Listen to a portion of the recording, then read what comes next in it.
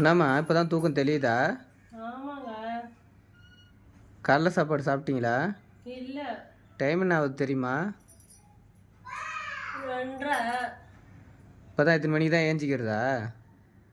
ஆமா. நான் அது இது கிடையாது, காரணம் கிடையாது. நான் கரெக்டாக தான் தூங்குவேன், கரெக்டாக தான் ஏஞ்சிப்பேன். 9 மணிக்கு தூங்குவேன், கரெக்டாக 2:30 மணிக்கு ஏஞ்சிருவேன். ஆனால் அது என் மேலே தப்பு கிடையாது, அந்த கடிகாரம் மேலே தான் தப்பு. அது யார் ஃபாஸ்ட்டாக ஓட சொல்கிறது? அது 7 மணிக்கு வந்து நிற்கணும்ல, 7 6 மணிக்கெலாம் வந்து.